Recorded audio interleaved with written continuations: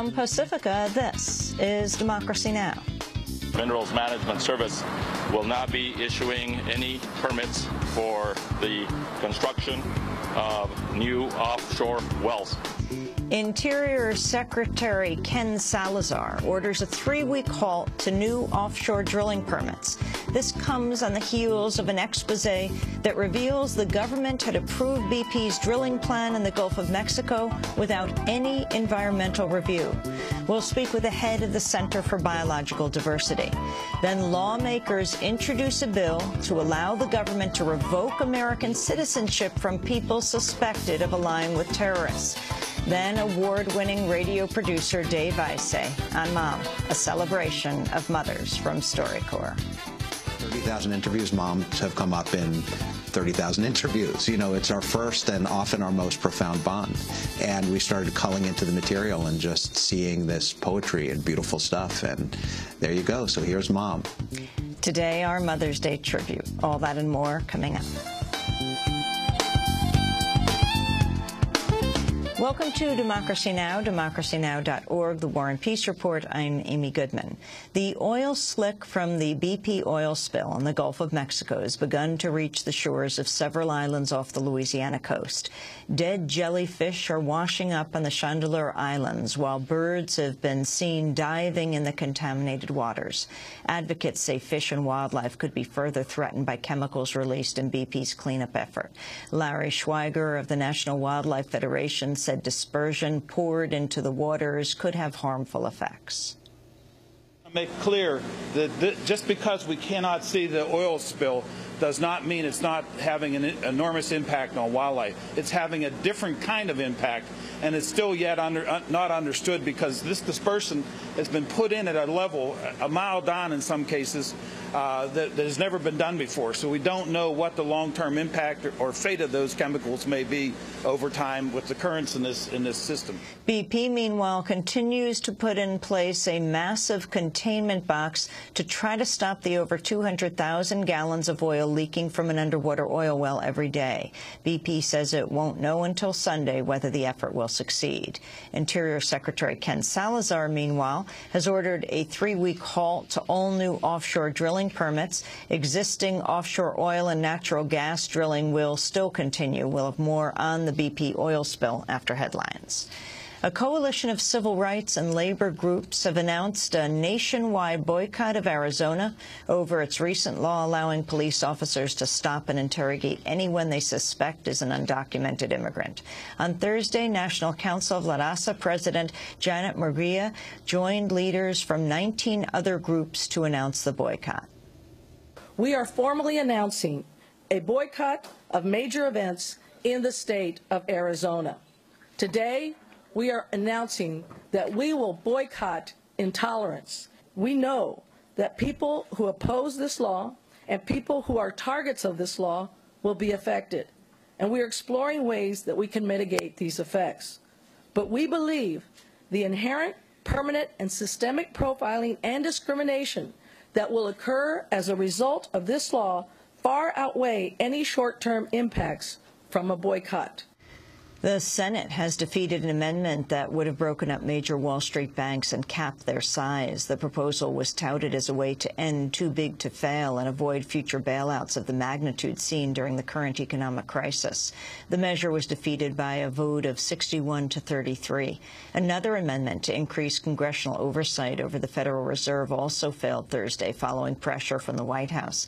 Independent Senator Bernie Sanders had proposed to subject the Fed's decision-making to a congressional audit.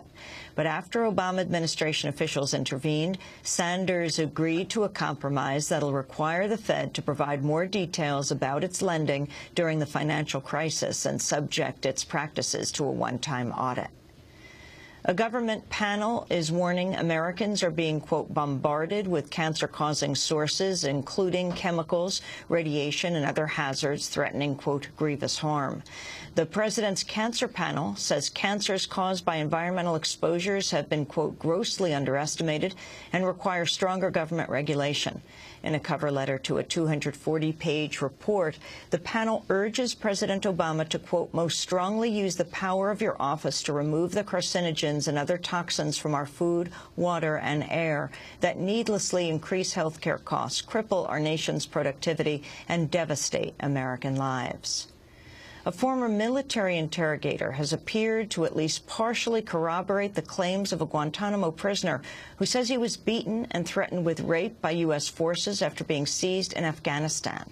Omar Khadr was 15 years old when U.S. troops imprisoned him in 2002. At a pretrial hearing on Thursday, the interrogator said he told Khadr a fake story about a young Muslim being gang raped after being sent to prison. Khadr's attorneys say the interrogator's story marked an implicit threat. The Pentagon, meanwhile, has banned 4 journalists from covering military commissions at Guantanamo for reporting the military interrogator's name. The ban applies to Carol Rosenberg of the Miami Herald and 3 other reporters with Toronto-based newspapers. The interrogator's name has already been widely published in previous news reports. ACLU Deputy Legal Director Jamil Jaffer said, quote, that reporters are being punished for disclosing information that has been publicly available for years is nothing short of absurd. If allowed to stand, this decision will discourage legitimate reporting and add yet another entry to the long list of reasons why the military commissions ought to be shut down for good, he said. In Burma, the main political opposition party to the ruling military junta has officially dissolved.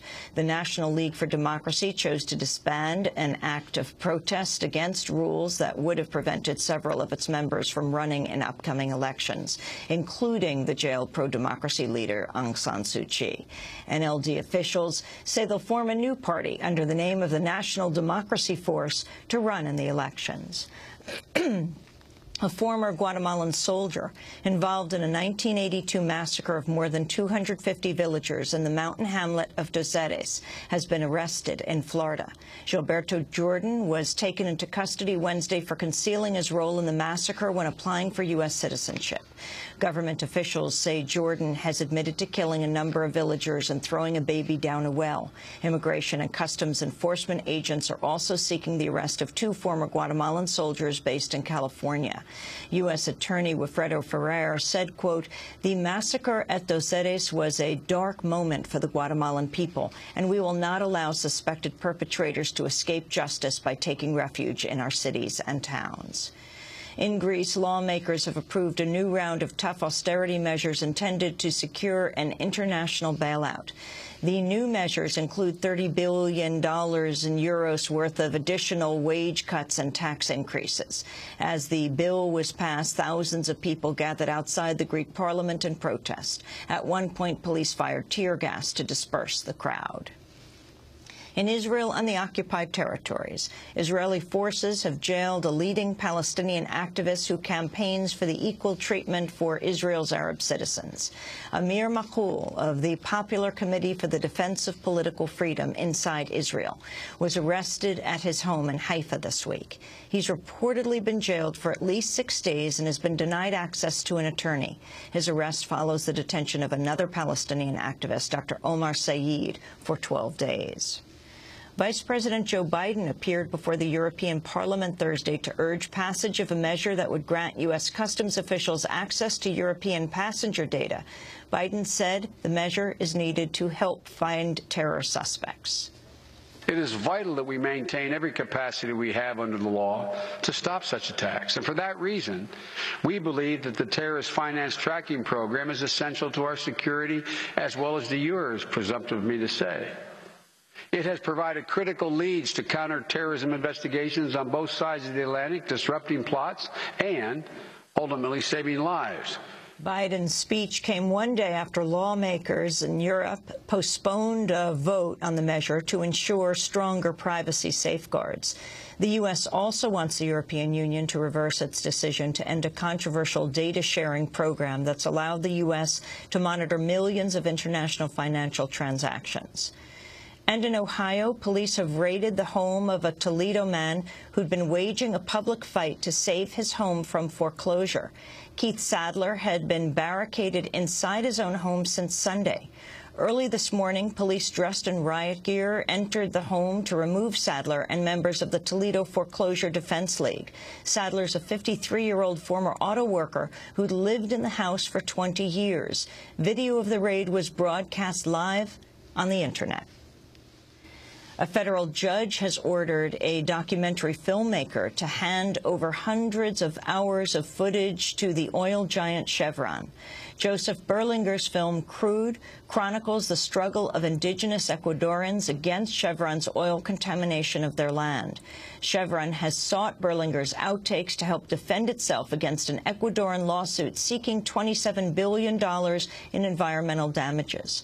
Berlinger says he'll appeal the order, arguing that his footage should be shielded under the same protections granted to journalists. Berlinger's attorney, Mara Wogan, says the ruling poses, quote, great harm to documentary filmmakers and investigative reporters everywhere. And those are